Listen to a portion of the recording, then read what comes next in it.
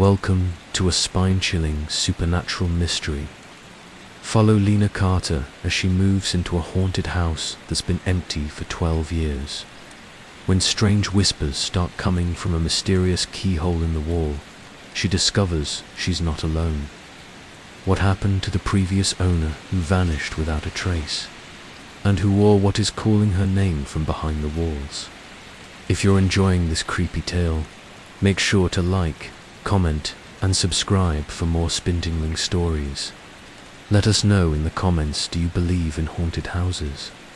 What would you do if you heard whispers through the walls? Share this with friends who love a good ghost story.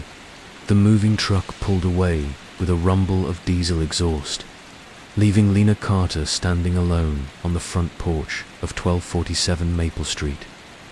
The October wind whipped through her auburn hair as she clutched the brass key that would unlock her new life. After her messy divorce and the loss of her job at the marketing firm, this house represented a fresh start, even if it came with a history she was still learning about.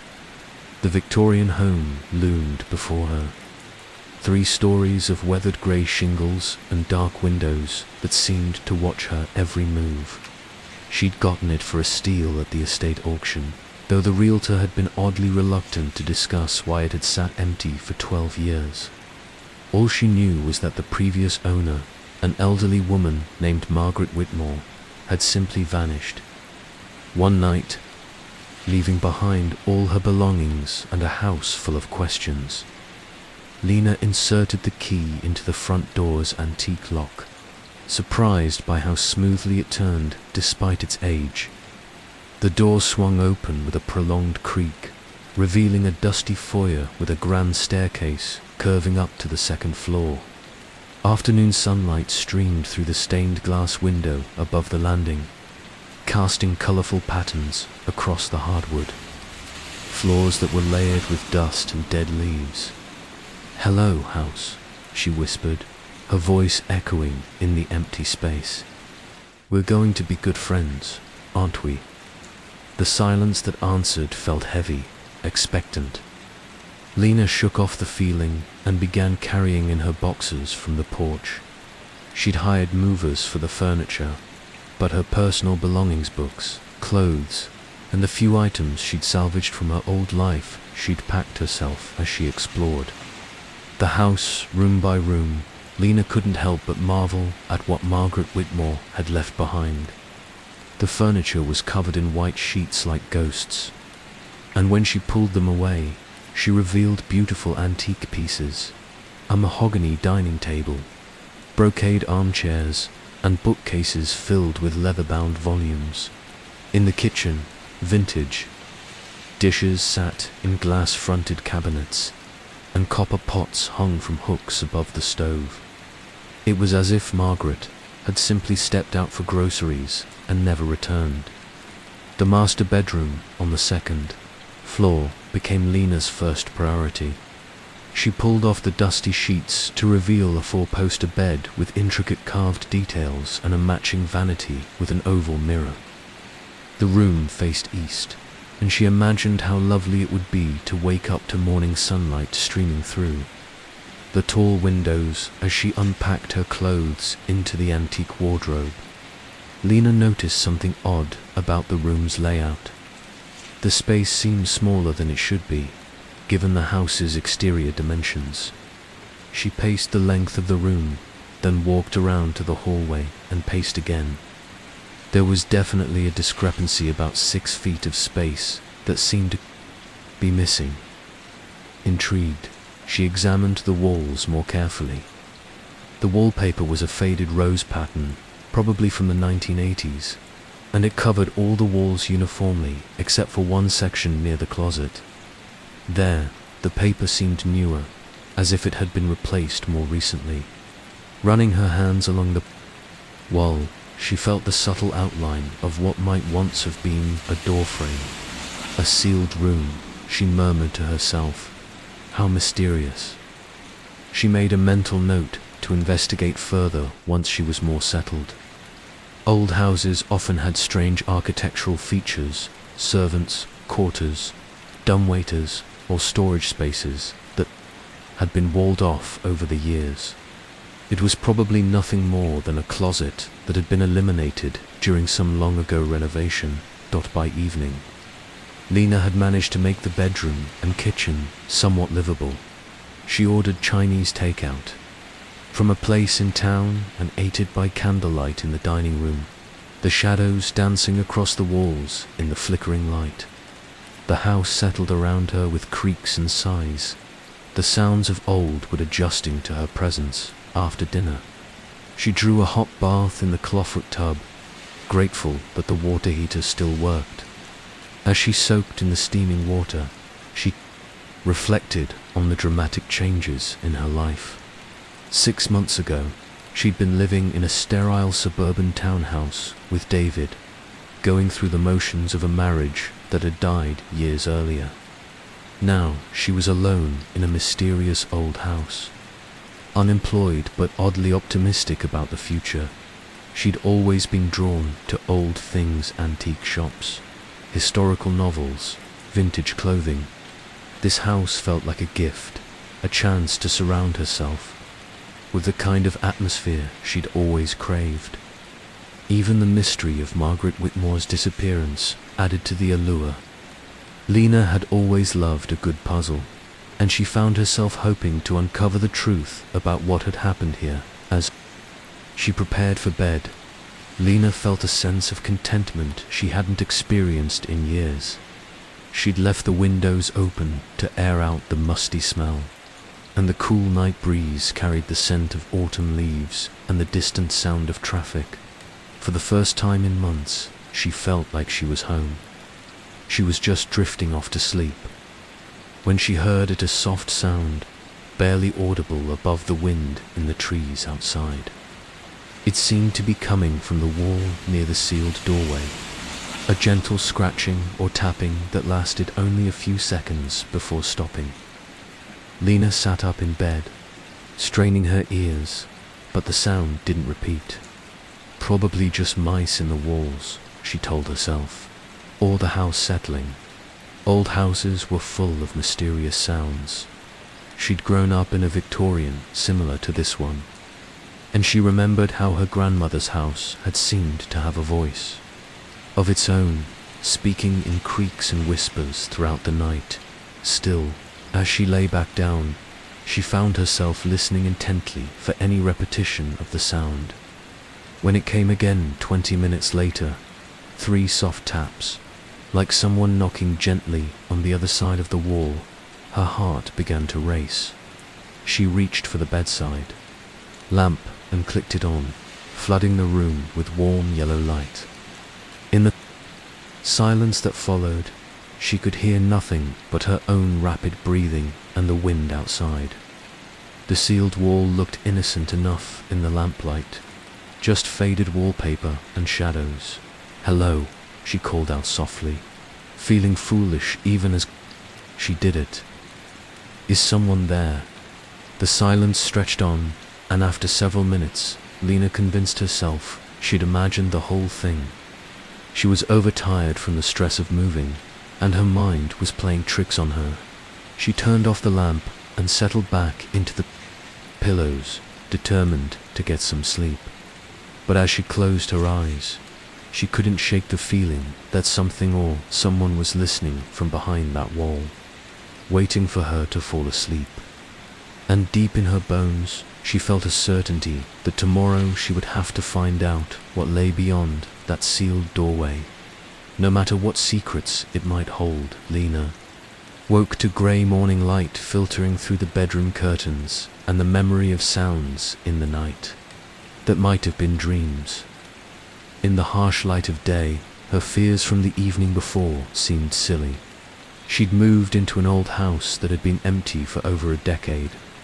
Of course there would be settling sounds, drafts, and maybe even small animals that had taken up residence in the walls. After a quick breakfast of coffee and toast, she decided to tackle the mystery of the sealed room head-on. She drove to the hardware store in town, a cluttered place that smelled of sawdust and metal. where a grizzled man behind the counter sold her a stud finder, a small crowbar, and a flashlight. "Doing some renovations on the old Whitmore place?" he asked, his eyes sharp with curiosity. "Just settling in," Lena replied carefully. "You knew Margaret Whitmore?" The man's expression grew guarded. Everyone in town knew Margaret. Nice lady, kept to herself mostly. Shame what happened. What exactly did happen? Lena pressed gently. He shrugged, but she could see the discomfort in his weathered features. Police said she just up and left.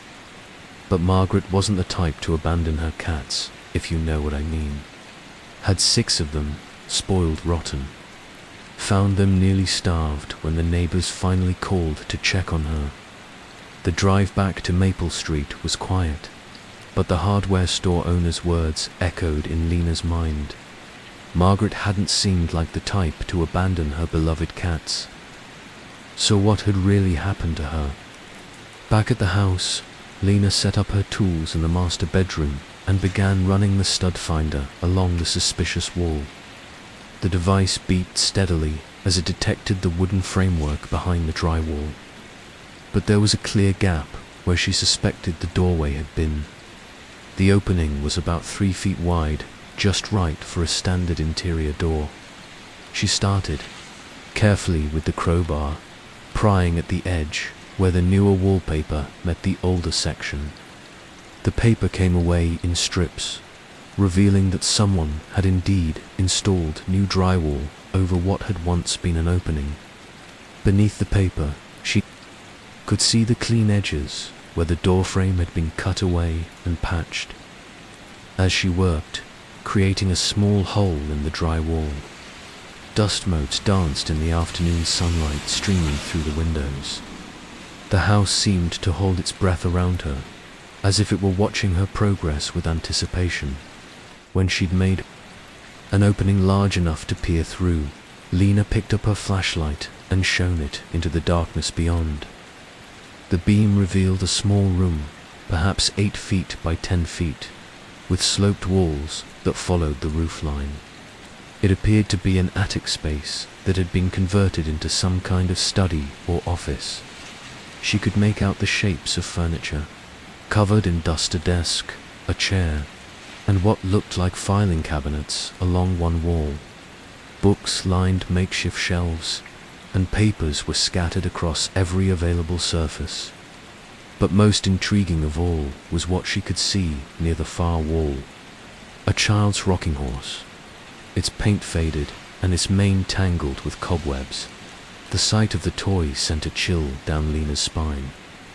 According to everything she'd learned about Margaret Whitmore, the elderly woman had lived alone and had no children or grandchildren who visited. So why would she have a child's rocking horse in a sealed room, using the crowbar with more force? Lena widened the opening until she could squeeze through. The air inside the hidden room was stale and thick with dust, carrying an odd metallic scent that made her nose wrinkle. Her flashlight beam swept across the space, revealing more details that raised new questions. The desk was an antique roll-top that had been left open, its surface covered with papers covered in spidery handwriting. Lena moved closer and saw that they appeared to be journal entries, all dated within the few months before Margaret's disappearance. The writing was increasingly erratic as the dates progressed, with some entries barely legible.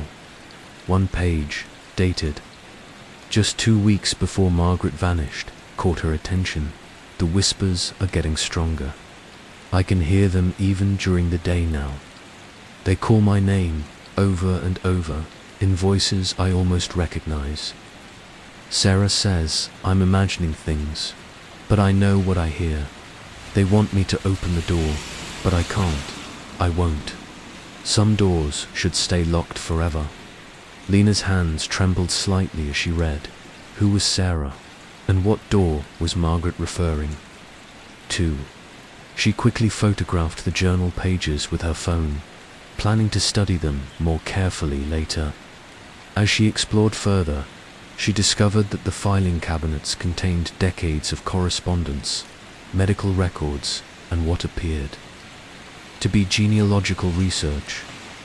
Margaret had been tracing her family history, going back several generations. Many of the documents bore the letterhead of a genealogy service based in Boston, and the research seemed to focus on a branch of the family that had lived in this very house in the early 1900s. The rocking horse drew her attention again. It was beautifully crafted, with hand-painted details that had faded but still showed the care that had gone into its creation. A small brass nameplate was attached to the rockers, tarnished but still readable. Emily -1912. As Lena knelt beside the toy, running her fingers along its carved mane, she heard it again, the soft tapping sound from the night before. But this time, she was certain it wasn't coming from the walls of the bedroom. It was coming from somewhere else in the hidden room, somewhere deeper in the house. She stood slowly, following the sound with her flashlight beam. The tapping seemed to be coming from behind one of the filing cabinets, and when she pressed her ear to the wall, she could hear it more clearly. 3 taps, then silence. 3 more taps, like a code or a signal. And then, so faintly she almost thought she'd imagined it, came a sound that made her blood run cold. A child's voice, muffled and distant, calling out a single word. "Mama." Lena stumbled backward, her flashlight beam wavering. The sound didn't repeat, but she knew with absolute certainty that she hadn't imagined it. Somewhere in the walls of this house, something was trying to communicate. She scrambled back through the hole in the wall and into the bedroom, her heart pounding. The afternoon sunlight seemed impossibly bright after the darkness of the hidden room, and she stood there for several minutes, trying to process what she'd just experienced. Margaret Whitmore's journal had mentioned whispers and voices calling her name. She'd written about being asked to open a door, and now Lena was hearing voices, to the voice of a child who had supposedly lived in this house over a century ago. As the sun set that evening, casting long shadows across the bedroom floor, Lena sat on the edge of the bed and stared at the hole she'd made in the wall. Part of her wanted to seal it back up, to pretend she'd never found Margaret's hidden room or read those disturbing journal entries. But a larger part, the part that had always been drawn to mysteries and puzzles, knew she couldn't walk away. Now, whatever had happened to Margaret Whitmore, whatever had driven her to seal off that room and write those desperate journal entries, it was still happening. The voices were still calling, still asking for doors to be opened, and Lena was beginning to suspect that she was the one they'd been waiting for. Sleep eluded Lena completely that night. Every creak of the old house made her jump, and she found herself straining to hear the voices she was now certain existed somewhere within the walls. She'd moved a heavy dresser in front of the hole she'd made, more for psychological comfort than any real security, but it didn't help quiet her racing thoughts. At dawn, she gave up on sleep entirely and made herself a strong pot of coffee. Sitting at Margaret's antique kitchen table, surrounded by boxes she still hadn't unpacked, she spread out photographs of the journal pages she'd taken the day before. Reading them in sequence, a disturbing pattern emerged. The entries began normally. Enough Margaret writing about her garden, her cats, mundane daily activities. But gradually, references to whispers and voices began appearing. She wrote about hearing her name called at night, about sounds that seemed to come from inside the walls themselves. Most troubling were her repeated mentions of being asked to open the door. October 15th, they're getting more insistent. Last night I could swear I heard a child crying somewhere in the house, but when I searched every room, I found nothing. The cats won't go upstairs anymore. Even Muffin, who used to sleep on my bed every night, now refuses to come up past the landing. October 23rd, I found the genealogy records Sarah helped me research. The Hartwell family lived here from 1910 to 1918. They had a daughter named Emily who died at age 6. The records say she died of influenza, but there's something else. Something Sarah found in the old newspaper archives that she didn't want to tell me about. I had to press her for it. October 28th. I know the truth now. Emily Hartwell didn't die of influenza. She died because she was locked in a room and forgotten during a family emergency. Her parents had gone to help with a neighbor's fire, and they locked her in the nursery for safety. But the fire spread, and they had to evacuate the whole neighborhood. By the time they returned 3 days later, ... The entry broke off there, but Lena could fill in the horrific blanks. A 6-year-old girl, locked in a room, left to die alone while her parents tried to help others. The image of the rocking horse in Margaret's hidden room took on a new, heartbreaking significance. But what did any of this have to do with Margaret's disappearance? And why had she sealed off that room? Lena dressed quickly and drove into town, determined to find this Sarah person who had helped Margaret with her genealogy research. The local library seemed like a logical place to start, and the elderly librarian behind the circulation desk was indeed named Sarah Fielding.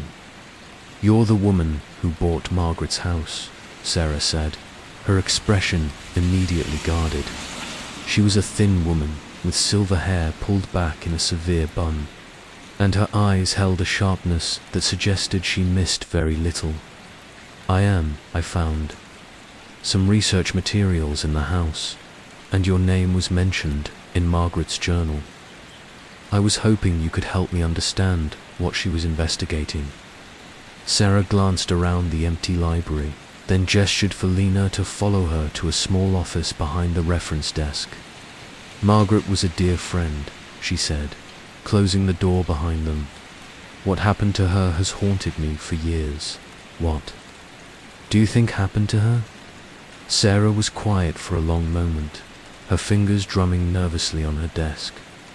"Margaret was the most level-headed person I knew. She didn't believe in ghosts or supernatural nonsense. But in the months before she disappeared, she became convinced that something was trying to communicate with her from inside the house. The journal entries mention whispers and voices calling her name. Yes, and they mention Emily Hartwell too." Sarah pulled out a thick folder from her desk drawer. "Margaret asked me to research the history of her house, and what we found was disturbing. The Hartwell family tragedy was just the beginning." She opened the folder, revealing photocopies of old newspaper clippings, property records, and death certificates. After Emily's death, the house sat empty for several years. When the next family moved in the Blackwoods, they lasted only 18 months. The wife claimed she heard a child crying in the walls and insisted they move out, and after them, the pattern repeated. Family after family moved in and left within a few years, all reporting similar experiences.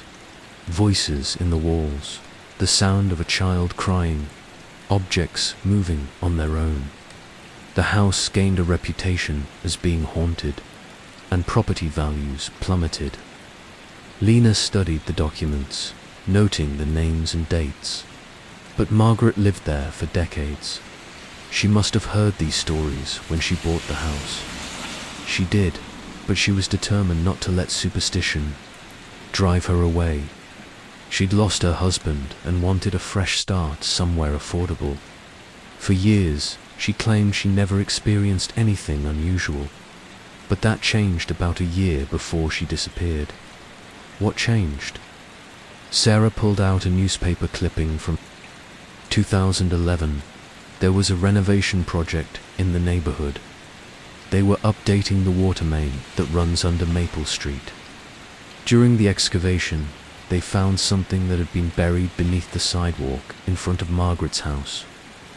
Lena leaned forward, studying the grainy newspaper photo. Workers in hard hats stood around a hole in the street, and one of them held what appeared to be a small, dirt-encrusted object. What is it? A child's jewelry box. It had been buried there for nearly a century, probably during the same period when Emily Hartwell died. Inside, they found a few old toys, some children's jewelry, and this. Sarah pulled out a photocopy of a handwritten note. The paper obviously aged and damaged. The writing was in a child's careful script. "I can hear Mama calling, but the door is locked, and I can't get out. If someone finds this, please tell her I tried to be good." Lena felt a chill run down her spine. Emily wrote this. That's what we believed. And somehow, the discovery of that box seemed to activate something in Margaret's house. That's when the voices started. Margaret wrote that the voices asked her to open a door. Do you know what that meant? Sarah's expression grew troubled. Margaret became convinced that Emily's spirit was trapped somewhere in the house, in the room where she died. She believed that if she could find that room and somehow open the door, she could help Emily's soul find peace. And do you think that's what she was trying to do when she disappeared? I think Margaret found something in that house, something that scared her enough to seal off parts of it, but she couldn't leave it alone. The last time I spoke with her, just days before she vanished, she said she'd figured out where Emily had died. She said she was going to help her, no matter what it cost. Lena thought about the hidden room, about the child's rocking horse, and the filing cabinets full of genealogy research. Sarah, do you know if Margaret ever mentioned finding a sealed room in the house? The librarian's face went pale. You found it, didn't you? The room she sealed off. How did you? Because she called me the night before she disappeared. She was terrified, almost incoherent. She said she'd found Emily's room, that she could hear the child calling for help. But she said there was something else in there too, something that didn't want Emily to be free. She said she had to seal it off to protect everyone else, but that she couldn't live with leaving Emily trapped. The implications hit Lena like a physical blow. Margaret had found the room where Emily died, had heard the child's spirit calling for help, but had discovered something else, something malevolent. She felt compelled to contain, and in the end, she'd chosen to help Emily anyway, regardless of the consequences. Sarah, what do you think happened to Margaret that night? The librarian's eyes were bright with unshed tears.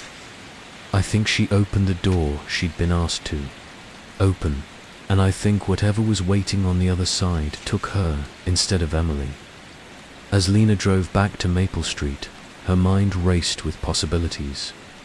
If Sarah was right, if Margaret had indeed found the room where Emily died and had somehow traded her own life to free the child's spirit, then what was Lena hearing in the walls now? Was Emily's spirit finally at peace, or was something else, something that had claimed Margaret now trying to communicate? The sun was setting as she pulled into her driveway, casting long shadows across the house's weathered exterior. As she looked up at the second-floor windows, she could have sworn she saw a small figure standing behind the glass, watching her approach. But when she blinked, there was nothing there but empty windows and the growing darkness of night. That evening, Lena sat in Margaret's hidden room, surrounded by decades of research and the lingering scent of dust and secrets.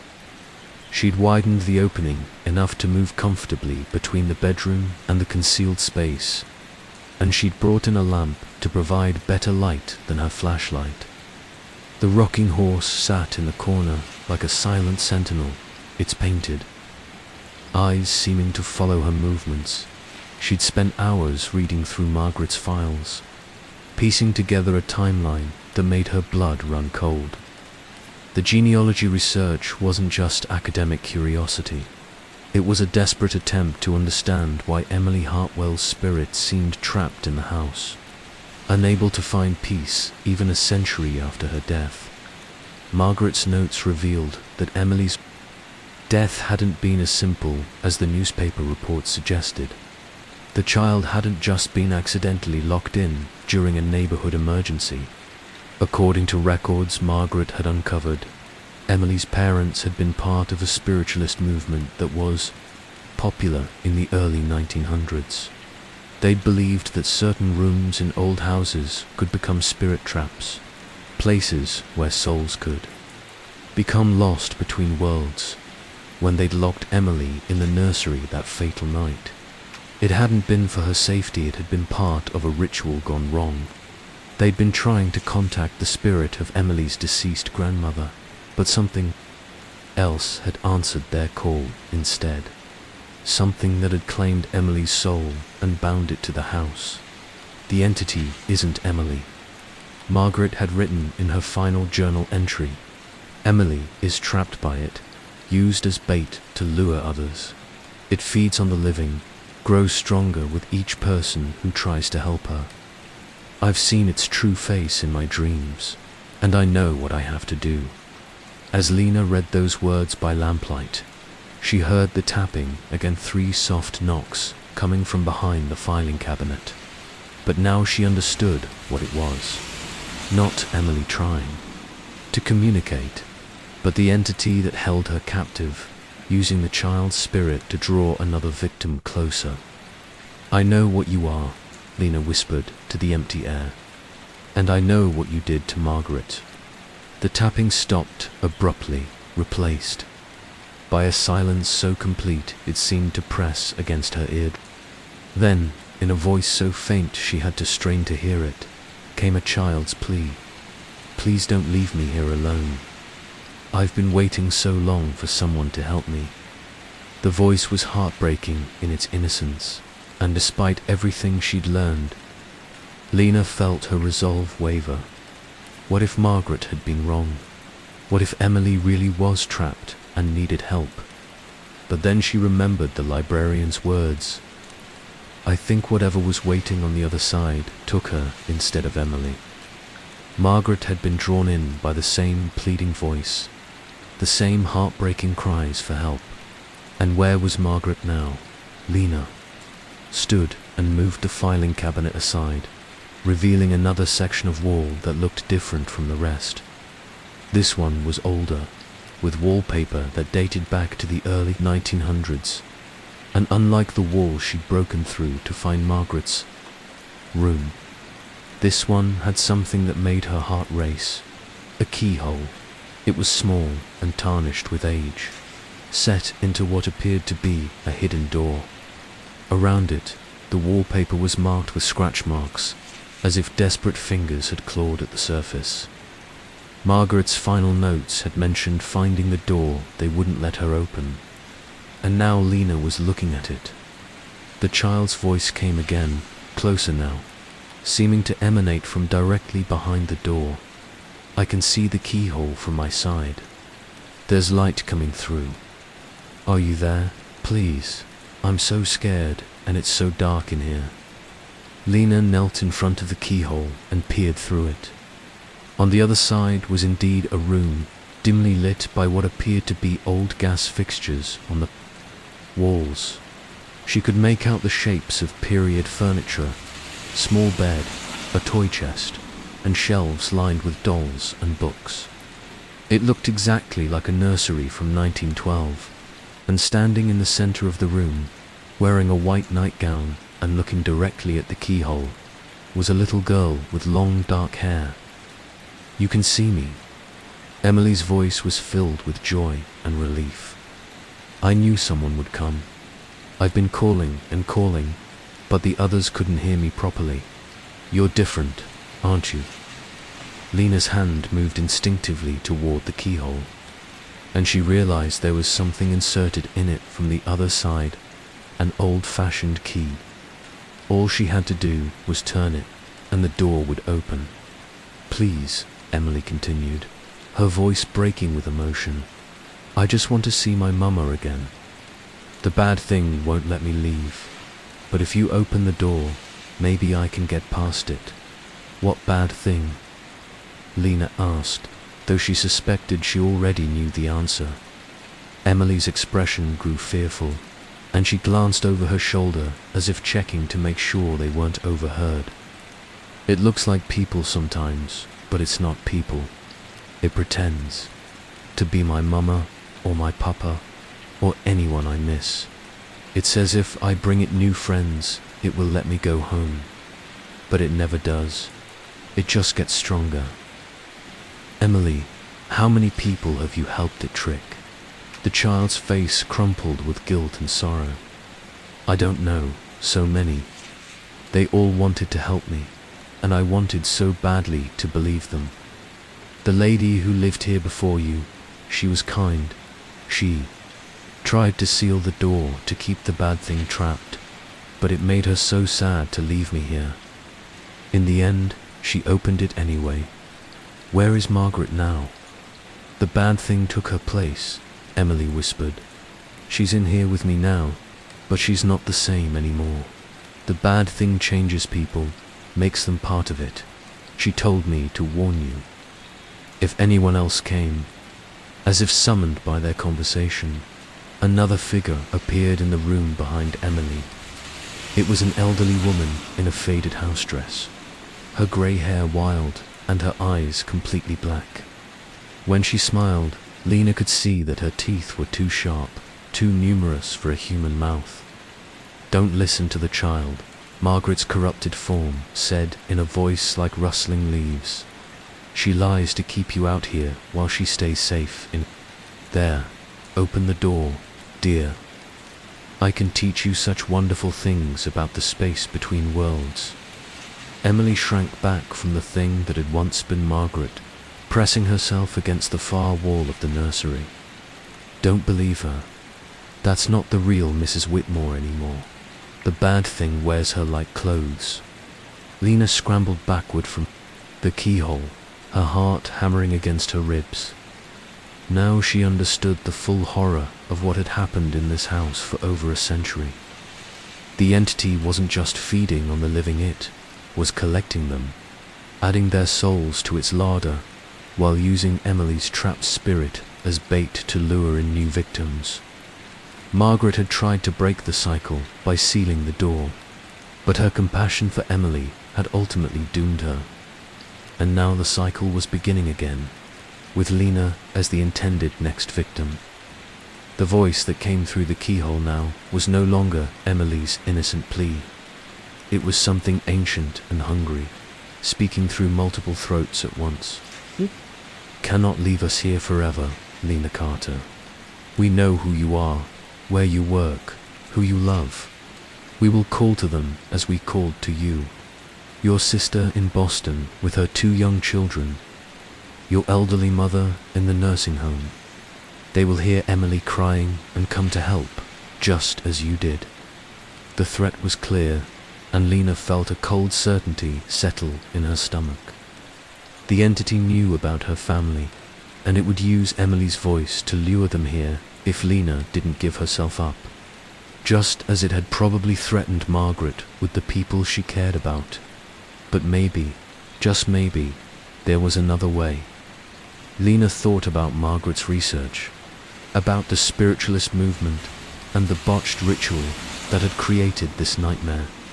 If the entity had been summoned and bound to this room through supernatural means, perhaps it could be banished the same way. She gathered up Margaret's files and headed back to the bedroom, her mind racing with desperate possibilities. Behind her, the voices continued to call from behind the locked door. Emily's terrified pleas mixed with the entity's hungry threats. But Lena forced herself not to listen.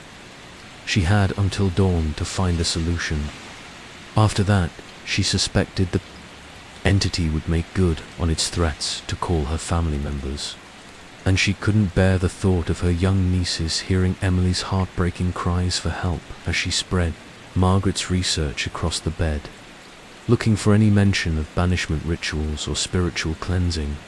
Lena realized she was facing the same impossible choice that had driven Margaret to seal the door in the first place: save herself and condemn Emily to eternal torment, or risk everything to break a century-old curse.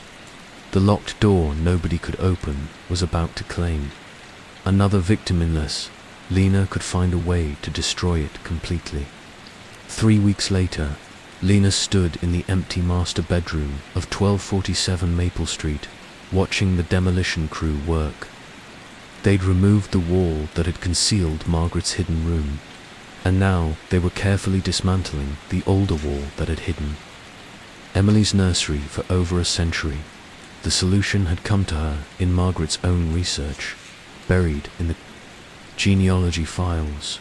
She'd found a letter from Emily's aunt-a-woman who had suspected what Emily's parents were involved with, and had tried to warn them about the dangers of their spiritualist practices. The letter contained detailed instructions for breaking the binding ritual, written in the shaky hand of someone who had witnessed similar horrors. The ritual required specific timing. It had to be performed at dawn, exactly 111 years after Emily's death, and it required a willing sacrifice, not of life, but of something equally precious: memories of the person most important to the participant.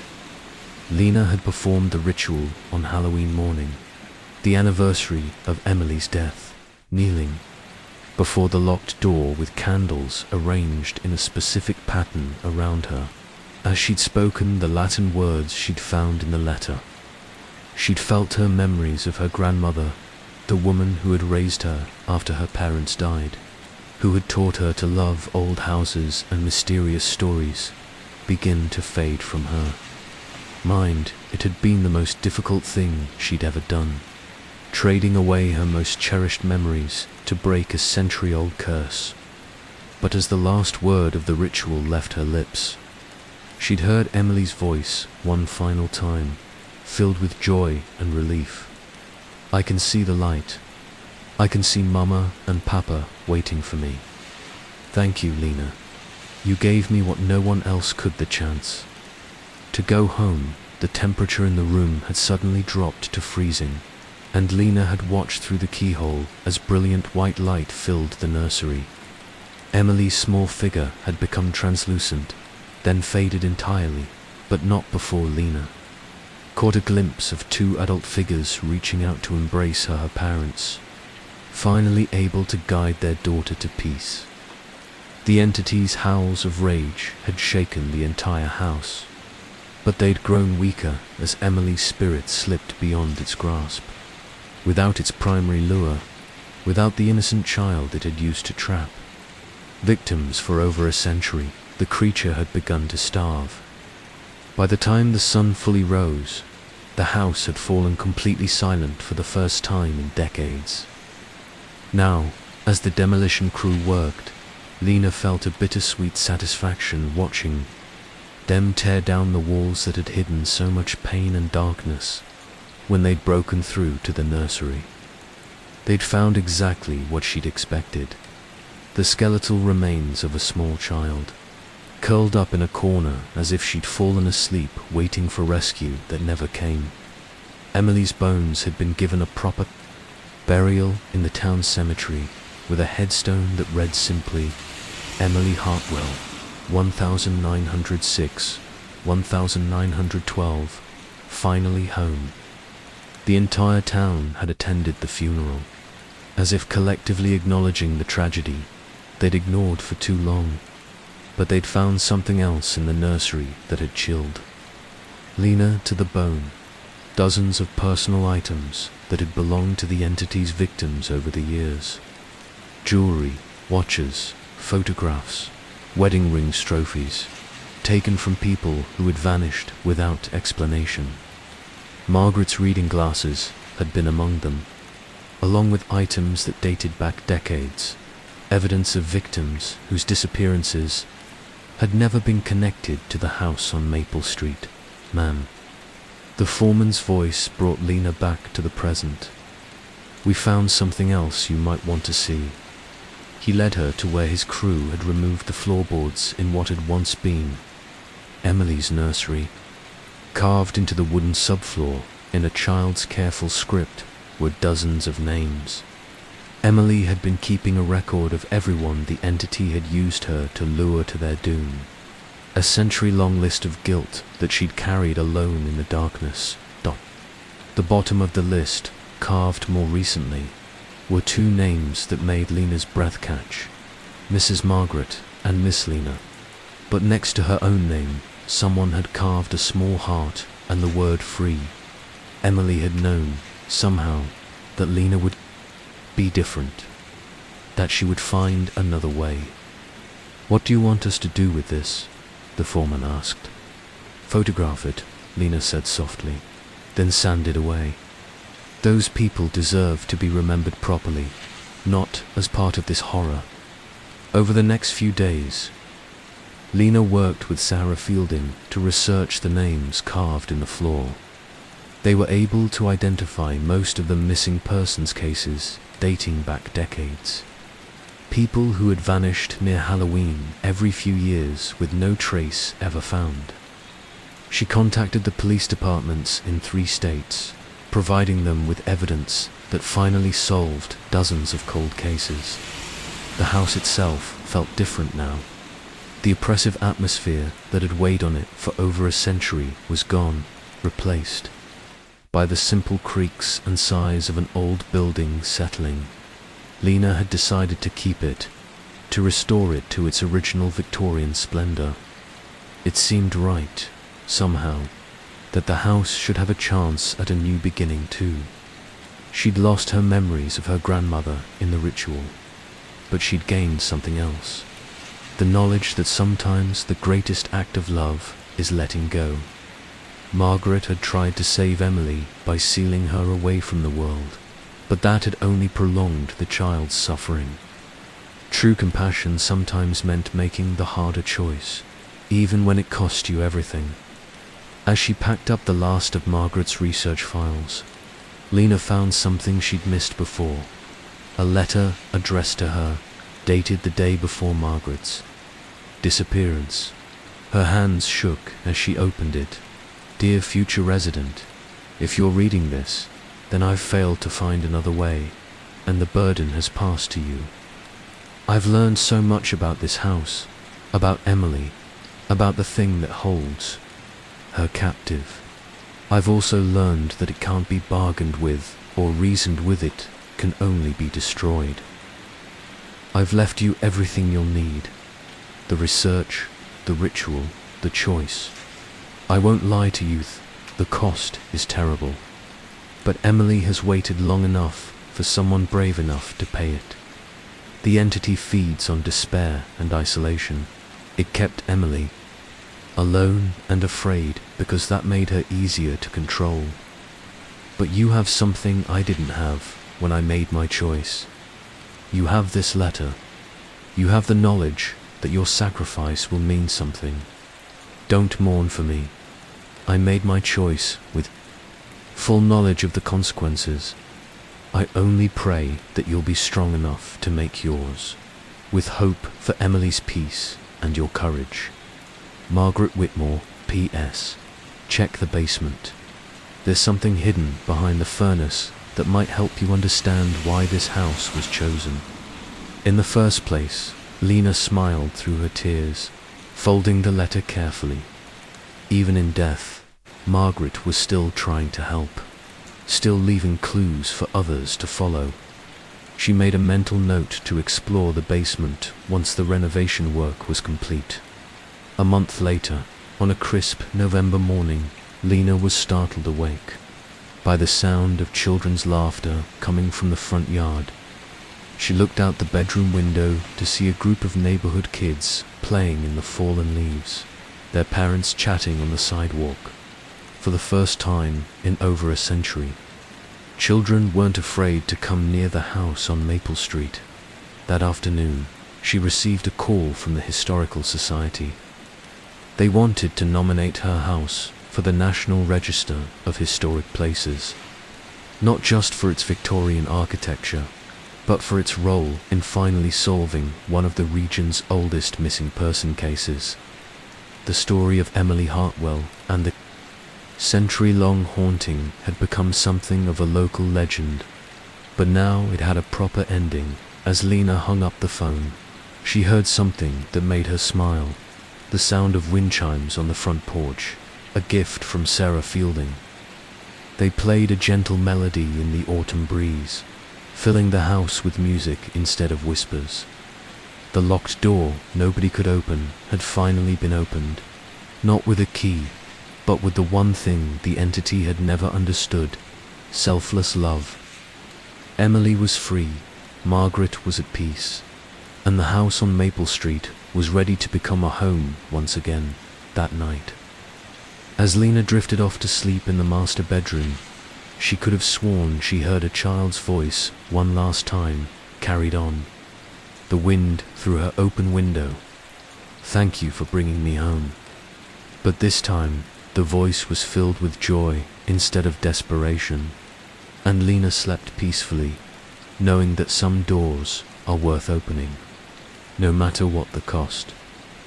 Detective Sarah Mitchell pulled into the rain-soaked parking lot of the Metro Transit Authority at 3:47 a.m., her windshield wipers fighting a losing battle against the October downpour.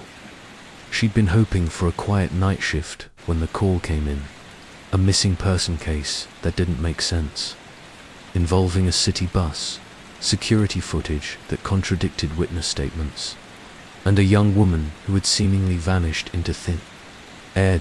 The transit supervisor, a heavy-set man named Carl Brennan, met her at the entrance with coffee that smelled like it had been brewing since the previous century. His hands shook slightly as he handed her the steaming cup, and Sarah noticed the dark circles under his eyes that suggested this case was keeping more people awake than just her. "Appreciate you coming out so late, Detective," Carl said, leading her through the fluorescent-lit corridors toward the security office. "I've been working transit for 23 years, and I've never seen anything like this. Walk me through." "What happened?" Sarah said, pulling out her notepad despite knowing she'd recorded everything during the initial phone call. Sometimes hearing the story again revealed details that got lost in the urgency of the first telling. Carl stopped outside. A door marked security and turned to face her. Bus Route 47 makes its last run every night at 11:45 p.m. Goes from downtown through the residential districts. Ends at the depot here around 12:30 a.m. Same driver every night for the past 5 years. Marcus Webb, solid guy, never had a problem with him. And the missing woman. Rebecca Torres, 26 years old, works as a night nurse at General Hospital. Takes the bus home every night after her shift ends. Very regular passenger. Marcus knows her by name. Carl's voice carried a note of genuine concern that told Sarah this wasn't just another case file to him. She boards at Willow Lane, gets off at Oak Street. Same routine for the past 2 years. Sarah made notes as they entered the security office, where banks of monitors showed feeds from cameras throughout the transit system. A younger man with thick-rimmed glasses looked up from a desk covered in printouts and coffee-stained papers. "This is Danny Chen, our head of security," Carl said. "Danny, show Detective Mitchell what we found." Danny swiveled his chair toward a larger monitor and pulled up a video file. "This is from Bus 47's internal camera, time-stamped 11:52 p.m. last night. Rebecca Torres boards at Willow Lane, just like every night." Sarah watched as a young woman with dark hair pulled back in a ponytail climbed the bus steps. She wore blue scrubs and carried a small backpack, looking tired but alert. The driver, presumably Marcus Webb, greeted her with a familiar nod, and she tapped her transit card against the reader. She takes her usual seat, Danny continued, pointing to the screen. Third row back, window seat on the right side. You can see her settling in, checking her phone. Nothing unusual. The time stamp showed 11:53 p.m. as Rebecca pulled out her phone and appeared to be texting someone. She looked relaxed, even smiled at something on her screen. "Here's where it gets weird," Danny said, his voice dropping. "Watch the time stamp." At 11:55 p.m., Rebecca was still clearly visible in her seat, scrolling through her phone. At 11:56 p.m., the same. But at 11:57 p.m., the seat was empty. Sarah leaned forward, studying the screen intently. "Run it back. Show me 11:56 to 11:57 again." Danny rewound the footage and played it again. Rebecca was there, then she wasn't. No movement. No transition, no indication of her getting up or moving toward the front or back of the bus. What about other camera angles? "That's the thing," Carl interjected. "The bus has 4 interior cameras, plus one facing forward and one facing the rear exit. We checked them all. She doesn't appear in any other frame after 11:56. Sarah felt the familiar tingle at the back of her neck that always accompanied cases that didn't follow normal logic. "Show me the other angles." Danny pulled up feeds from the other cameras. The front-facing camera showed the driver, Marcus Webb, focused on the road ahead. The rear camera showed the back exit, which remained closed. The side camera showed empty seats and a few other passengers, an elderly man sleeping near the front, and a teenager with headphones who got off at Maple Street around 11:58. None of them show Rebecca moving anywhere. Danny said, "It's like she just ... disappeared." What about the driver? Did he notice anything? Carl shifted uncomfortably. "That's another strange part. Marcus says he remembers Rebecca boarding, remembers her usual greeting. But when I asked him about her getting off the bus, he looked confused. Said he didn't remember stopping at Oak Street for her that night, even though that's her regular stop."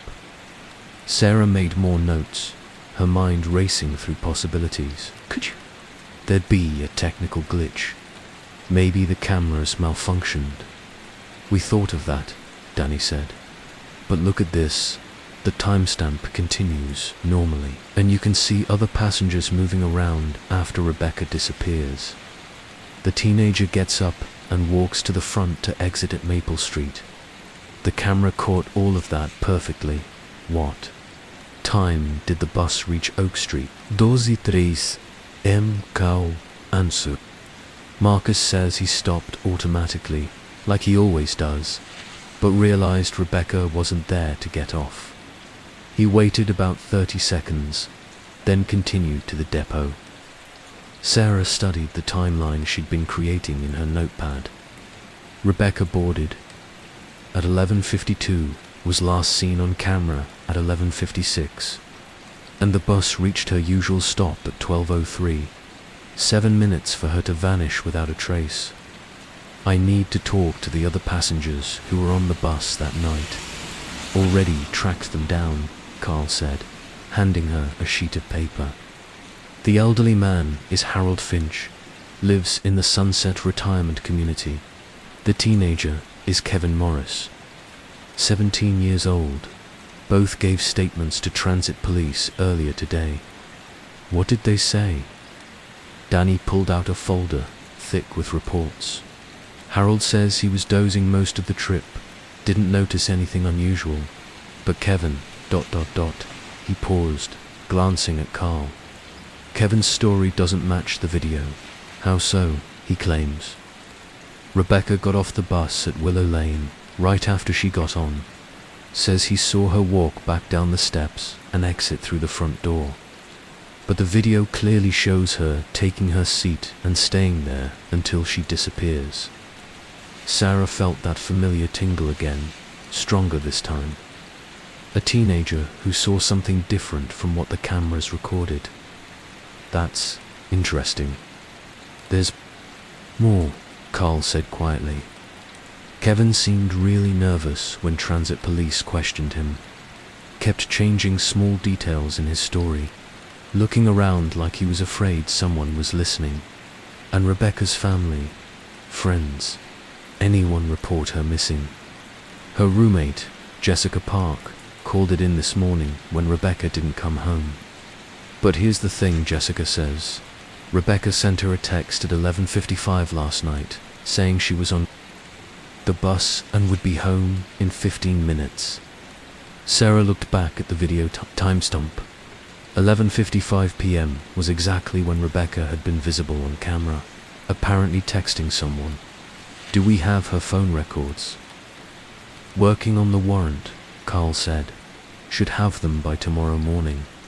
As Sarah continued to study the security footage, replaying the moment when Rebecca Torres simply ceased to exist, she noticed something else that bothered her. In the frame at 11:56, just before Rebecca disappeared, she appeared to be looking up from her phone toward something off camera. Her expression had changed from relaxed to alert, possibly concerned. Danny, can you enhance this frame? I want to see Rebecca's face more clearly at 11:56. The security chief zoomed in and adjusted the image quality. Rebecca's face became clearer, and Sarah could see that she wasn't just alert. She looked worried, maybe even frightened. Her eyes were focused on something toward the front of the bus, something the camera couldn't capture. She saw something, Sarah murmured. Something. That made her nervous. But what? Carl asked. The only other people on the bus were Harold and Kevin, and they were both accounted for. Sarah closed her notepad and stood up. The rain was still hammering against the windows, and the fluorescent lights flickered occasionally, casting strange shadows across the walls of monitors. I need to talk to Kevin Morris tonight. A teenager who claims he saw something different from what the cameras show, and a missing woman who looked scared right before she vanished. There's a connection there. It's almost 4 a.m., Carl pointed out.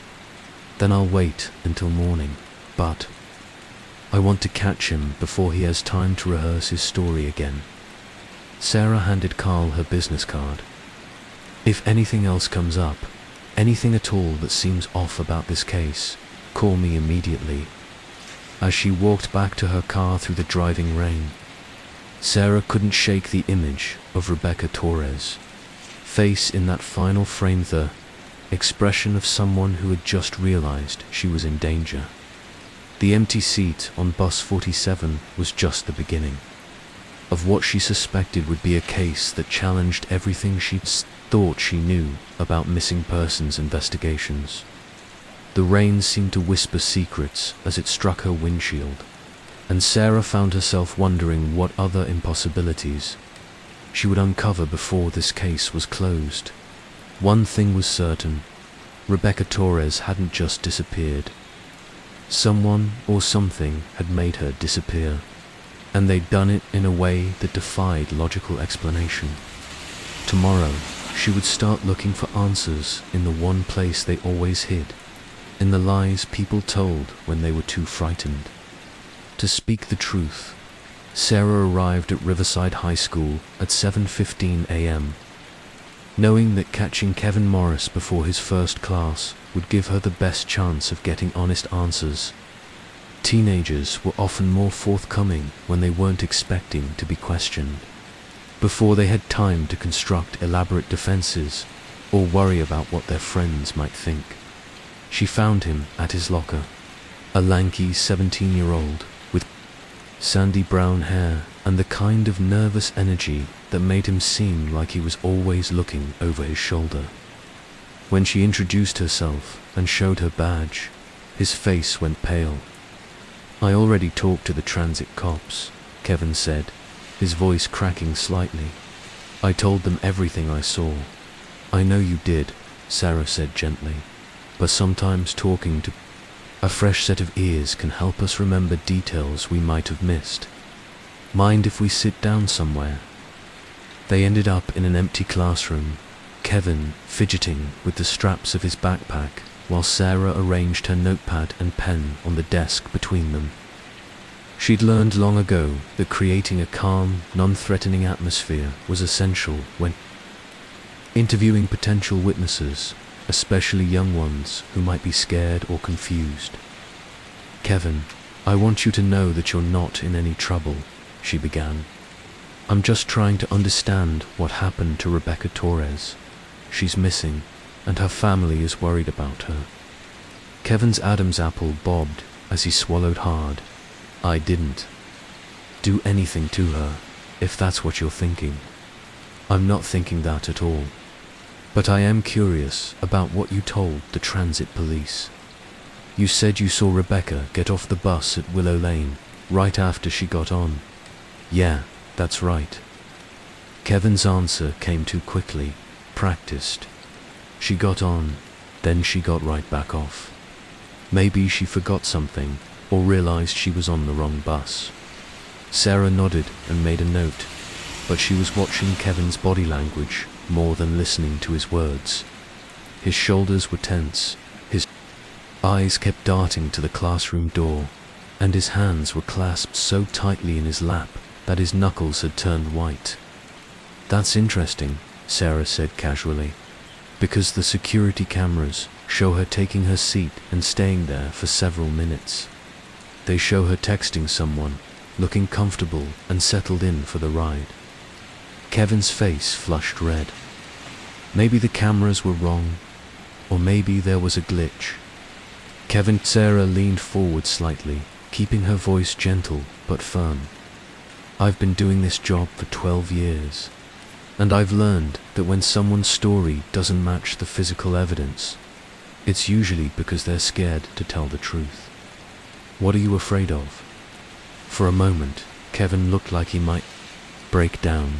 His eyes filled with tears, and his carefully constructed composure began to crumble. But then he seemed to catch himself, straightening up and shaking his head. I'm not afraid of anything. I told you what I saw. She got off the bus. Sarah decided to try a different approach. Tell me about the bus ride itself. What were you doing? Where were you sitting? I was in the back, listening to music. Had my headphones on most of the time. But you still noticed Rebecca getting on and off, even with headphones on.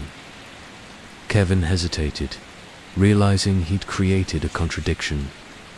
I took them off for a minute. When she got on, I always notice when new passengers board. Why is that? Another hesitation, just ... You know, being aware of your surroundings. My mum always tells me to pay attention when I'm out alone at night. Sarah made another note, but she was beginning to see a pattern. Kevin's answers felt rehearsed, but they also felt like they were covering up something specific. Someone had coached him on what to say, or he was protecting someone. Kevin was... Anyone else on the bus when Rebecca boarded? Anyone you might have forgotten to mention?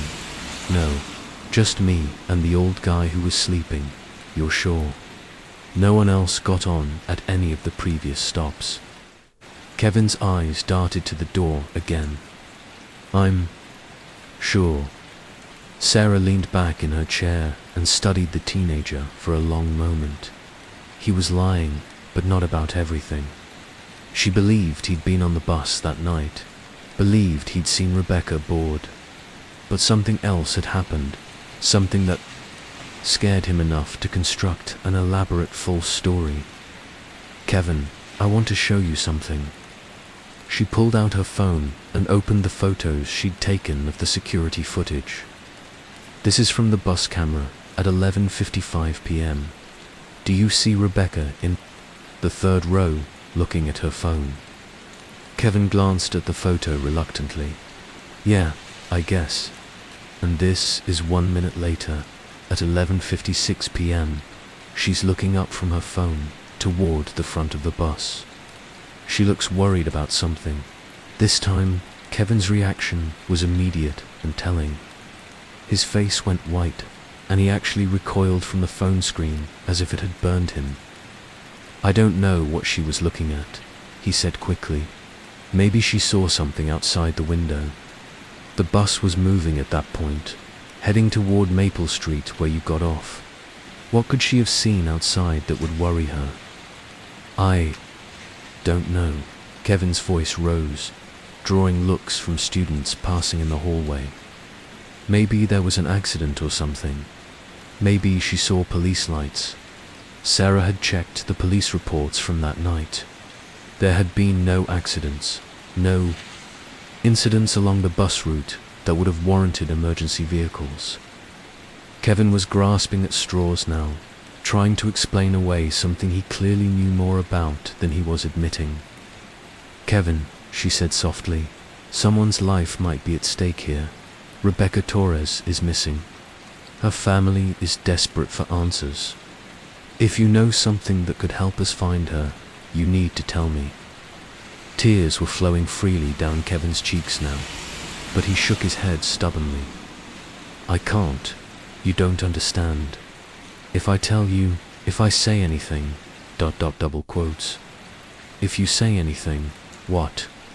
What are you afraid will happen? But Kevin was already standing up, shouldering his backpack and heading for the door. I have to get to class.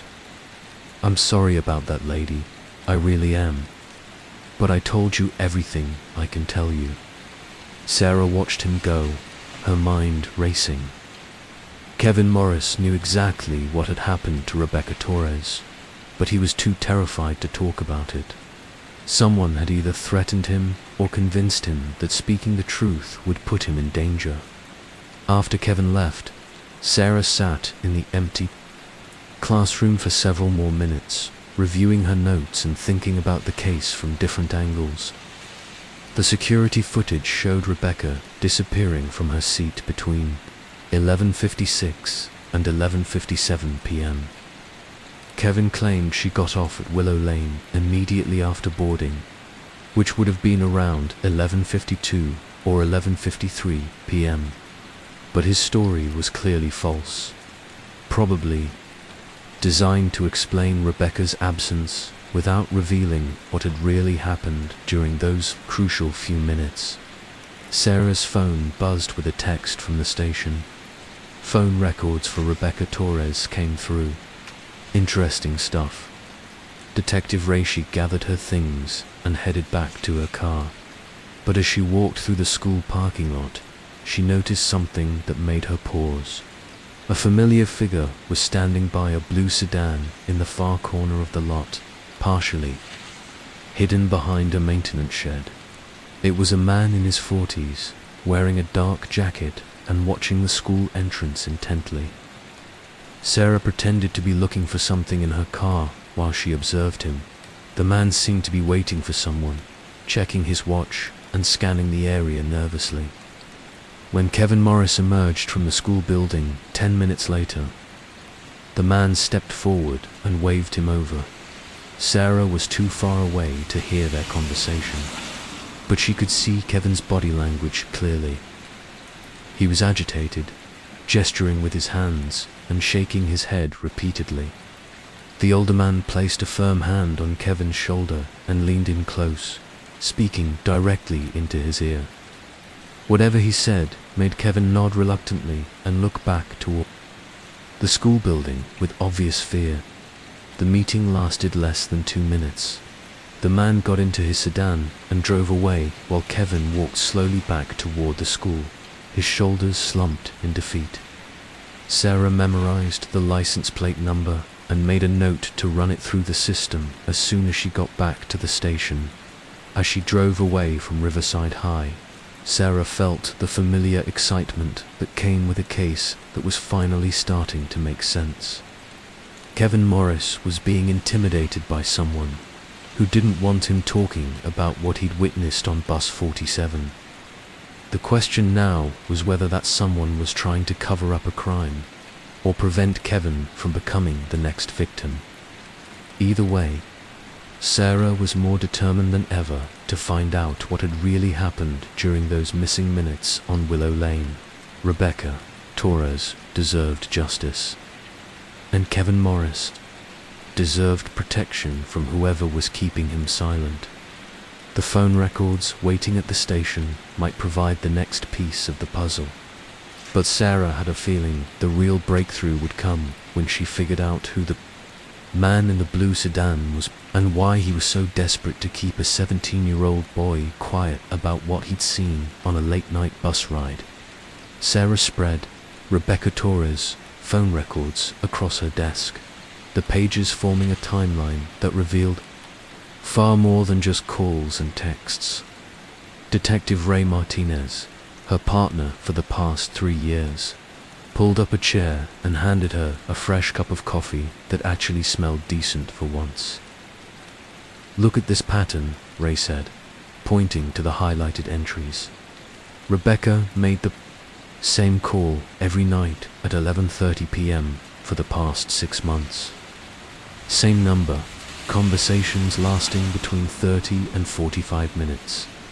Sarah studied the number, which had been traced to a landline registered to Marcus Webb, the bus driver. She was calling Marcus Webb every night. That seems unusual for a passenger-driver relationship, Ray finished. Gets more interesting. Look at the text messages from that night. The final text message Rebecca had sent was time-stamped 11:55 p.m., exactly matching the security footage time frame. But it wasn't to her roommate Jessica, as they'd been told. It was to Marcus Webb. "Something's wrong. He's here again. Please help me. He's here again," Sarah read aloud. So there was someone else on that bus, someone who scared Rebecca enough to reach out for help. Ray nodded grimly. "And look at Webb's response, sent at 11:58 p.m. Stay calm. I'm handling it. We'll explain everything later." Sarah felt pieces of the puzzle clicking into place. Marcus Webb lied to us. He said he didn't remember anything unusual about that night, but he was actively texting with Rebecca during the crucial time period. "It gets better," Ray said, pulling out another file. "I ran that license plate you gave me from the school parking lot. The blue sedan belongs to Thomas Crane, 43 years old, unemployed as of 6 months ago. Want to guess where he used to work? Metro Transit Authority. Bingo. He was fired for inappropriate conduct toward female passengers. 3 complaints filed, including one from a night nurse who took the late bus." Sarah's pulse quickened. Rebecca filed a complaint against Thomas Crane, not just Rebecca. 2 other women, both night shift workers, who used Route 47. But here's the kicker all. 3 complaints were filed in the month before Crane was terminated. Like they suddenly found the courage to speak up all at once. Or someone encouraged them to come forward, Sarah mused. Someone like Marcus Webb, who might have witnessed Crane's behavior and decided to protect his passengers. They sat in silence for a moment, both processing the implications. If Thomas Crane had been harassing female passengers on Marcus Webb's route, and Webb had helped the women file complaints that cost Crane his job, it would certainly provide motive for revenge. But it still didn't explain how Rebecca had vanished from a moving bus without being captured on camera. "We need to talk to Marcus Webb again," Sarah said. "And this time, we need the truth." They found Marcus at the transit depot during his lunch break, sitting alone in the driver's lounge with a sandwich and a thermos of coffee. He was a thin, middle-aged black man with graying temples and kind eyes that currently held a wariness that hadn't been there during their first conversation. "Mr. Webb," Sarah said, settling into the chair across from him, "we need to discuss your relationship with Rebecca Torres." Marcus set down his sandwich carefully, his hands steady despite the tension Sarah could see building in his shoulders. I told you everything I know about that night. Did you? Ray pulled out the phone records and placed them on the table. Because these show that Rebecca called you every night at 11:30 for the past 6 months. That's a lot of contact for a driver and passenger who barely know each other. Marcus stared at the papers for a long moment, then sighed deeply. Rebecca was scared. She asked for my help, so I gave it to her. Scared of what? Of Thomas Crane. He used to work here before he was fired for harassing female passengers. Rebecca was one of the women he targeted. Sarah leaned forward. Tell us about that. Marcus's expression hardened. Crane would wait for women traveling alone on the late shift. He'd get on the bus as a passenger, sit near them, make comments, try to get their personal information. Sometimes he'd follow them when they got off. Rebecca told me he'd started showing up at her bus stop, even when he wasn't working. So the nightly phone calls were what? Check-ins, safety calls. Rebecca would call me when she left the hospital, and I'd stay on the line with her until she got on the bus. Made her feel safer knowing someone was watching out for her. Ray made notes while Sarah processed this information, but Crane was fired 6 months ago. Why was Rebecca still scared? Because he didn't stop. Marcus's voice dropped too barely above a whisper. Even after he lost his job, he kept showing up. Different routes, different times, but always following the women who'd complained about him. Rebecca saw him twice in the past month, just watching her from across the street when she waited for the bus. Did she report this to the police? Marcus shook his head. She was afraid they wouldn't take it seriously. Said she'd tried to file a restraining order. But Crane was careful never to directly threaten her or get close enough for it to stick. Sarah felt the familiar frustration that came with stalking cases. The legal system often failed to protect victims until after something terrible had happened. Marcus, I need you to tell me exactly what happened that night. The real story this time. Marcus was quiet for so long that Sarah wondered if he was going to refuse to answer. When he finally spoke, his voice was heavy with guilt and regret. Rebecca called me at 11:30, same as always. But this time she sounded really scared. Said she'd seen Crane following her from the hospital, staying about a block behind her. I told her to get to the bus stop and I'd watch for her when she boarded. And did she board normally? Yes, at 11:52. She looked nervous, kept checking behind her, but I didn't see Crane anywhere. She took her usual seat and sent me a text saying she was okay. But then she sent another text at 11:55 saying, he's here again. Marcus nodded, tears forming in his eyes. I looked in my mirrors, checked the bus, but I didn't see him. I texted her back, telling her to stay calm, that I was watching, but then, double quotes, then what? Marcus. Then I saw him, not on the bus, but in a car that was following us. A blue sedan, staying just close enough to keep the bus in sight. I recognized the car ride, seen it before when Rebecca had mentioned being followed. Ray looked up from his notes. So Thomas Crane was following the bus that night. Yes, but that's not the worst part. Marcus's hands were shaking now. At the next stoplight, the one right before Maple Street, the sedan pulled up next to the bus. I could see Crane in the driver's seat, and he was staring right at Rebecca through the bus window. She saw him too. That's when she panicked. Sarah's pulse quickened. What did she do? She got up from her seat and came to the front of the bus. Asked me to let her off immediately. Said she couldn't go home because he'd follow her there. She was crying, terrified that he'd hurt her roommate if he knew where she lived. "Did you let her off?" Marcus's voice broke. "I should have. I should have opened the doors and let her run, or called the police right then. But I thought I could protect her. I told her to stay on the bus, that I'd take her to the police station instead of her regular stop. But she's not on the security footage after 11:56 because she was hiding." Marcus wiped his eyes with the back of his hand. "There's a maintenance panel behind the driver's seat, big enough for a person to squeeze into if they're desperate." "Enough. I told her to hide there until we could figure out what to do."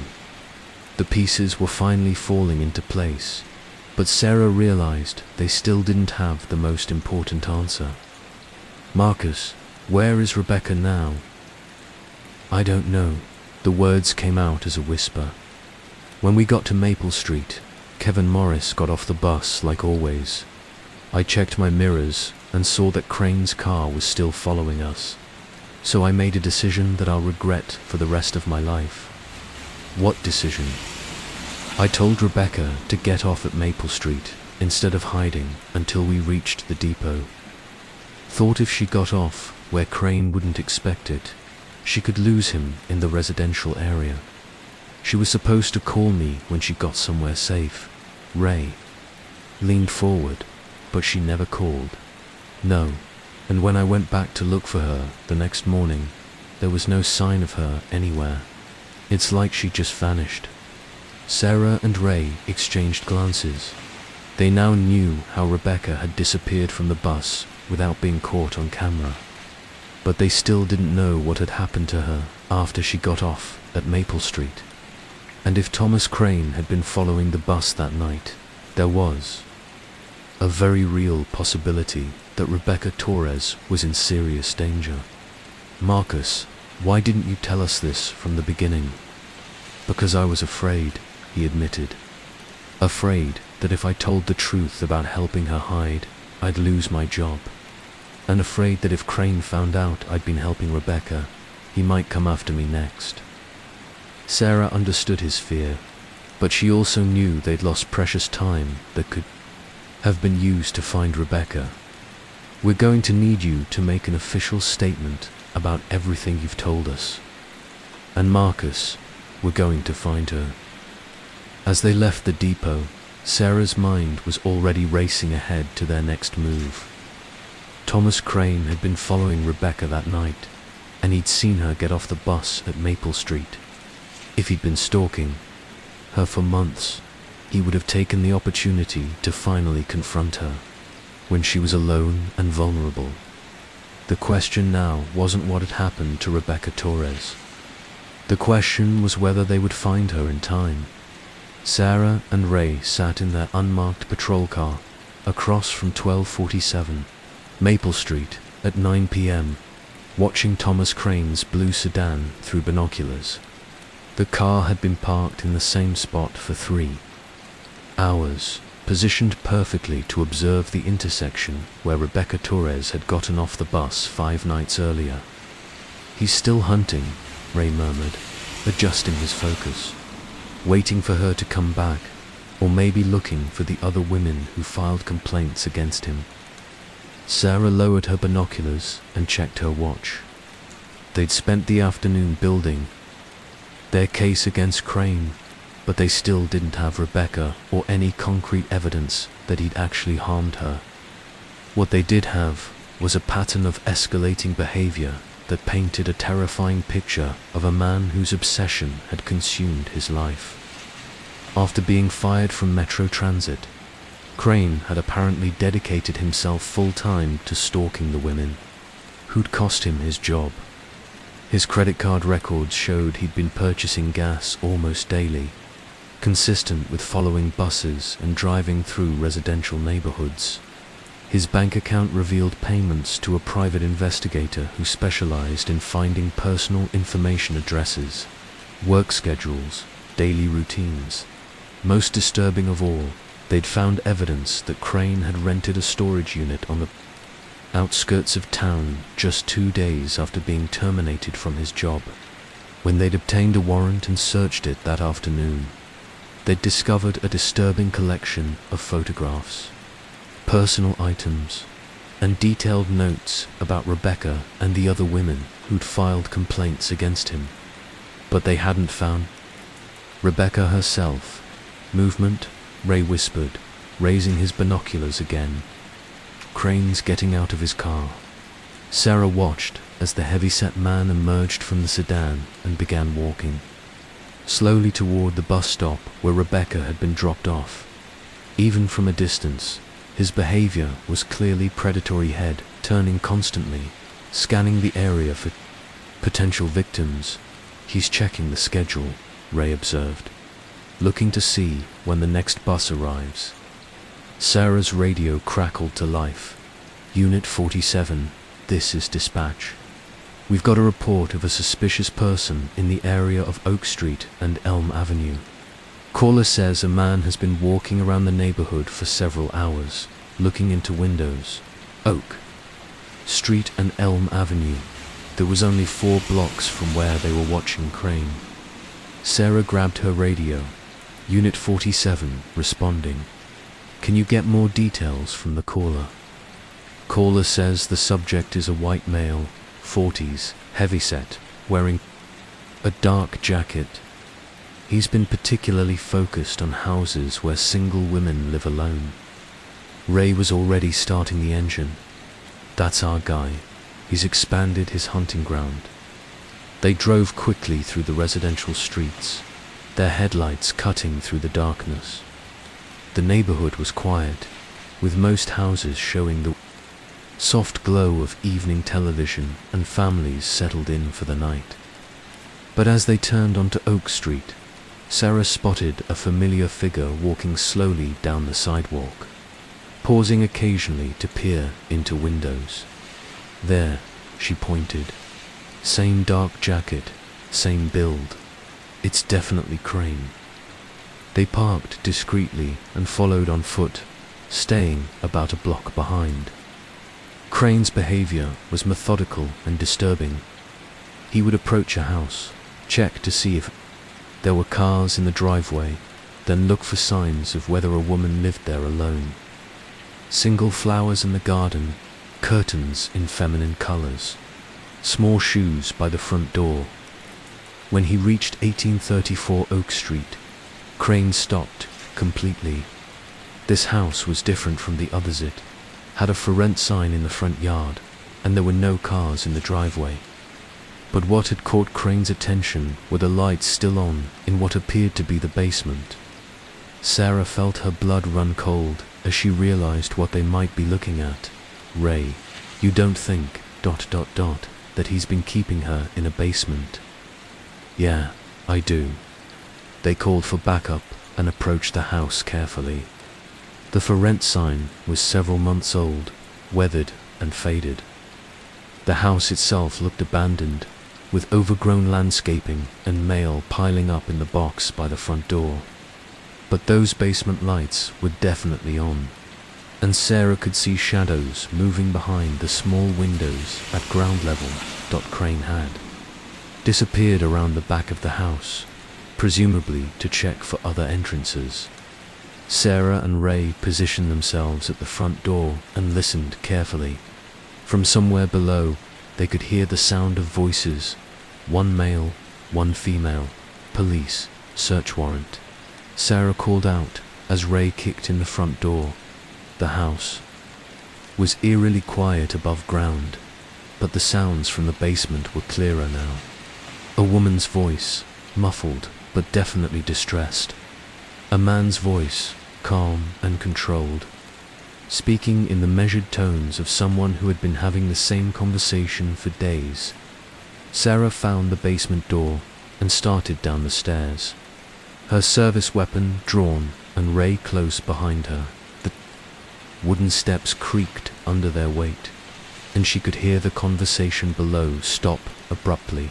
Rebecca, Sarah called out. Rebecca, Torres. This is the police. We're here to help you.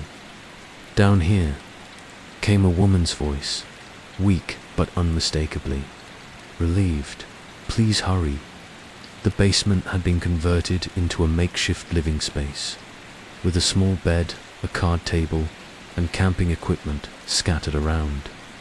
But what dominated the room was a large wooden cabinet that had been reinforced with additional locks and metal. Brackets, the voice was coming from inside. "Step away from the cabinet," Ray ordered, though they couldn't see Thomas Crane anywhere. In the basement, Sarah approached the cabinet carefully and found multiple padlocks securing the doors. "Rebecca, are you hurt? Are you alone in there?" "I'm okay, but I can't get out. He has the keys." Rebecca's voice was stronger now, filled with hope. "There's another entrance through the back of the house. He might have run when he heard you coming." Ray was already heading back upstairs to secure the other entrance, while Sarah worked on the locks. "Rebecca, I'm Detective Mitchell. We've been looking for you since Saturday morning. How long have you been here?" "Since the night I got off the bus. He was waiting for me when I got to Maple Street." Sarah used her radio to call for bolt cutters and an ambulance, then continued talking to Rebecca to keep her calm. "You're safe. Now, we're going to get you out of there in just a few minutes." "Detective," Rebecca's voice was quieter now. "There's something else you need to know. I'm not the only one he's taken." Sarah's blood chilled. "What do you mean? There are things in here with me. Personal belongings that belong to other women. A nurse's badge with someone else's name. A purse, some jewelry, I think. He's done this before." The implications hit Sarah like a physical blow. If Crane had been abducting women for months, possibly years, there could be other victims. Other families who had never gotten answers about their missing daughters, wives.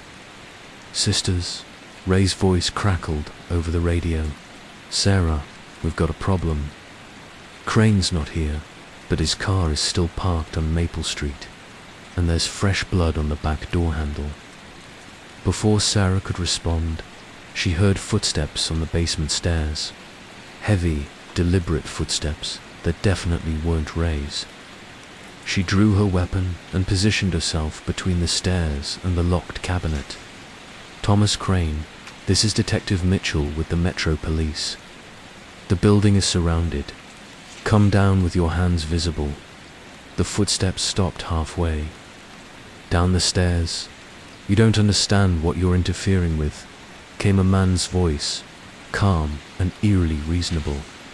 "These women need protection. They were all alone, all vulnerable. I was keeping them safe." "Safe from what, Thomas?" "From the world, from the people who would hurt them, use them, abandon them. Like my mother was abandoned, like my sister was hurt." His voice was getting closer, and Sarah could see his shadow on the basement wall. "Rebecca understands now. She's grateful for the protection I've provided." "Is that why you locked her in a cabinet for 5 days without proper food or sanitation?" There was a long pause. She needed time to adjust, to understand that I was helping her, not harming her. Sarah could hear backup arriving upstairs, multiple sets of footsteps, radio chatter, the controlled chaos of a tactical response. But she also knew that Crane was close enough to be dangerous, and Rebecca was still trapped. "Thomas, I want you to listen to me carefully. You're surrounded by police officers. The only way this ends well for anyone is if you come down those stairs with your hands up and give me the keys to release Rebecca. You can't take her away from me." Crane's voice was becoming more agitated. "She's mine now. I've been taking care of her, protecting her. She needs me. Rebecca, can you hear this conversation?" Sarah called out. "Yes," came the muffled reply from inside the cabinet. "Tell Thomas how you feel about being locked up." "Thomas," Rebecca's voice was steady despite her obvious fear. "I appreciate that you thought you were helping me, but I need to go home now." My roommate is worried about me. My family is scared. Please just give the detective the keys so I can leave." "No." Crane's response was immediate and final. "You don't understand what's out there. The men who will hurt you, the job that will wear you down, the loneliness that will consume you. Here, you're safe. Here, you matter." Sarah could see the shadow moving again, and she realized Crane was continuing down the stairs. In the dim basement light, she could now make out his silhouette and the fact that he was carrying something in his right hand. "Thomas, what's in your hand?" "Insurance," he replied. "Something to make sure you understand how serious I am about protecting Rebecca." The object became clearer as he reached the bottom of the stairs, a small canister with a trigger mechanism. Sarah's training kicked in immediately. Chemical dispersal device, possibly tear gas or something worse. "Thomas, put that down. Let's talk about this reasonably." "There's nothing reasonable about what you're trying to do. You want to take her back to a world that will destroy her, just like it destroyed all the others." "What others, Thomas? How? Many women have you protected." His laugh was bitter and hollow. "Not enough. Never enough. They kept slipping away, or people like you kept interfering. But Rebecca is different. Rebecca is going to stay." Sarah could hear tactical officers moving into position upstairs, but she knew the situation was deteriorating rapidly. Crane was becoming more agitated, and whatever was in that canister posed a threat to both her and Rebecca. "Detective Mitchell." Rebecca's voice from the cabinet was barely audible. "There's something I need to tell you about the other women's belongings in here." "What is it, Rebecca?" Some of them have dates written on them, like he was keeping track of. When he took each person, the oldest date I can see is from 3 years ago. 3 years. Sarah's mind raced through missing person cases, unsolved disappearances, families who had never gotten closure. Thomas Crane hadn't just been stalking women, he'd been abducting them systematically, possibly for years. "Thomas," Sarah said, trying to keep her voice calm and non-threatening, "if you've been helping women for 3 years, you must understand that what you're doing isn't working. They're not happy being locked up. They're scared and alone. They're safe," he repeated, but there was a crack in his voice now. "They're all safe now." The way he said it made Sarah's blood turn to ice. "Thomas, where are the other women now?" The silence that followed was answer enough. Sarah realized with horrible certainty that Rebecca Torres might be the first woman Thomas Crane had kept alive long enough for rescue to be possible. "Give me the keys, Thomas. Let Rebecca go home. Let her family know she's alive. I can't do..." That Crane raised the canister, and Sarah could see his finger moving toward the trigger. "I can't let you take her back to that world. Better she stays safe here, with me, forever." Sarah had run out of time for negotiation. As Crane's finger tightened on the trigger, she made the split-second decision that would determine whether Rebecca Torres lived or died. The sound of her gunshot echoed through the basement like thunder, followed by the crash of Crane's body hitting the concrete floor. The canister rolled harmlessly into a corner, its contents never released. "Officer down. Need medical assistance." Sarah called into her radio, though she knew Thomas Crane was beyond help. She grabbed his keys from his jacket pocket and began, working frantically on the cabinet locks. "Rebecca, it's over. He's gone. You're safe now." As the last lock clicked open and the cabinet doors swung wide, Sarah saw Rebecca Torres for the first time in 5 days. She was dehydrated and exhausted, but alive and alert. More importantly, she was free. "Thank you," Rebecca whispered as Sarah helped her out of the cabinet, I knew someone would come looking for me. I just didn't know if it would be in time. Sarah wrapped her jacket around Rebecca's shoulders and guided her toward the stairs. It's over now. But Rebecca, I need you to know you're incredibly brave. The way you handled yourself, the way you survived this, you saved your own life. As they emerged from the basement into the bright lights of the tactical response team, Sarah couldn't help but think about the other women whose names had been written on those belongings. They hadn't been as lucky as Rebecca, but their sacrifice had helped build the case that finally brought Thomas Crane's reign of terror to an end. The last passenger on Willow Lane had finally made it home. 6 months later, Sarah stood in the courthouse hallway as the district attorney announced that Thomas Crane's crimes had been linked to 7 missing women over a 3-year period.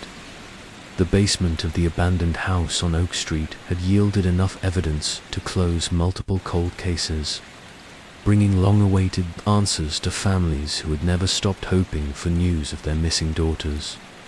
Rebecca Torres was testifying as the star witness in the case that had rocked the city's transit system and led to comprehensive safety reforms, new security protocols, better lighting at bus stops, and direct communication links between drivers and dispatch were just some of the changes implemented to prevent another predator like Crane from targeting vulnerable passengers.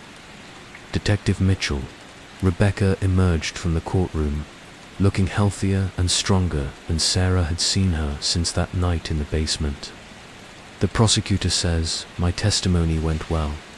I'm sure it did. How are you holding up, Rebecca? Considered the question carefully. Some days are harder than others, but I'm back to work, back to taking the bus. I refuse to let what he did change the way I live my life. Sarah admired Rebecca's resilience. Many victims of prolonged captivity struggled for years to reclaim their sense of safety and normalcy. But Rebecca had thrown herself into healing, with the same determination that had helped her survive 5 days in Thomas Crane's makeshift prison. There's something I wanted to tell you, Rebecca continued, about Marcus Webb. How is he doing? Better.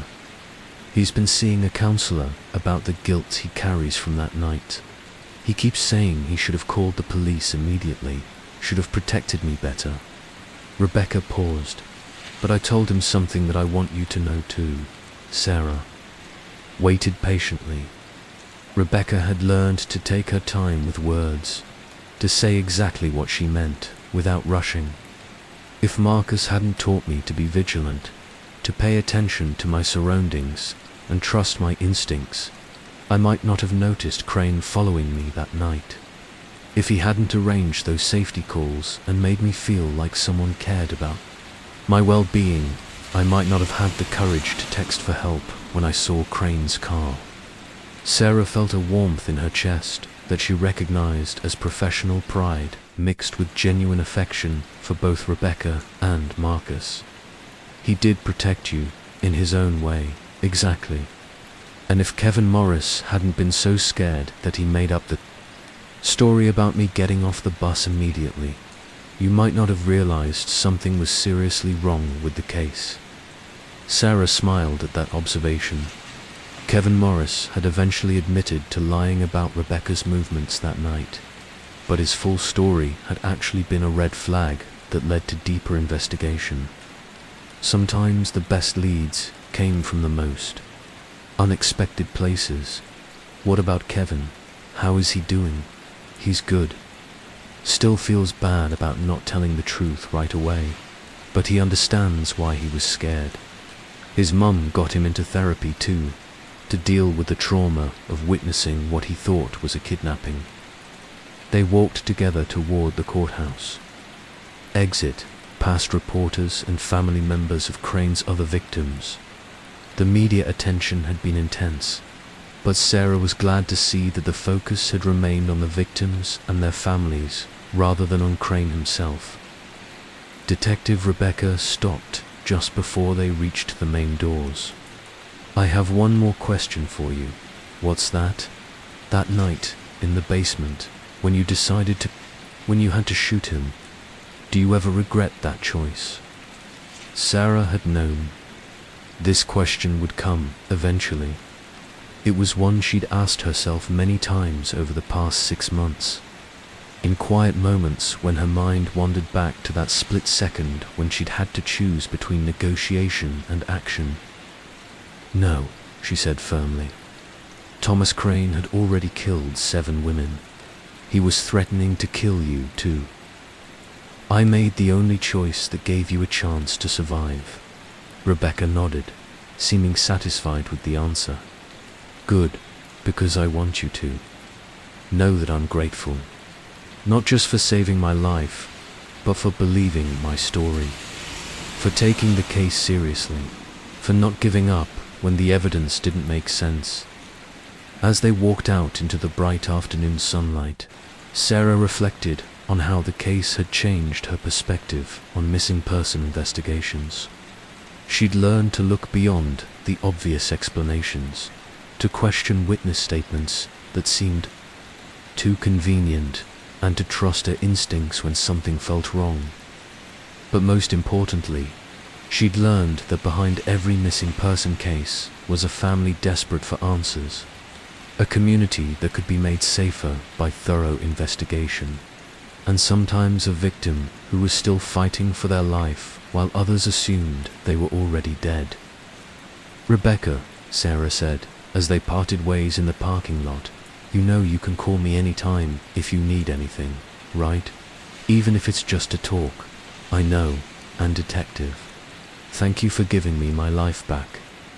As Sarah drove back to the station, she thought about the case that had started with an impossible disappearance and ended with a basement full of evidence that would ensure Thomas Crane could never hurt anyone else. The last passenger on Willow Lane had been found, but more than that, she had found her way back to herself. The evening news would report on the conclusion of the Thomas Crane case, on the families who finally had closure, and on the transit system reforms that would protect future passengers. But for Sarah, the real victory was simpler. Rebecca Torres was alive. She was healing, and she was back on the bus route where her nightmare had begun, refusing to let fear dictate her choices. Sometimes justice looked like a conviction and a prison sentence, but sometimes it looked like a young woman walking confidently to a bus stop, knowing that people cared enough to keep watch over her journey home. The end. What did you think of this gripping mystery? Have you ever witnessed something that didn't match what others claimed to see? Do you believe ordinary people can be heroes in dangerous situations? Share your thoughts in the comments below, and don't forget to subscribe for more thrilling crime stories that will keep you guessing until the very end.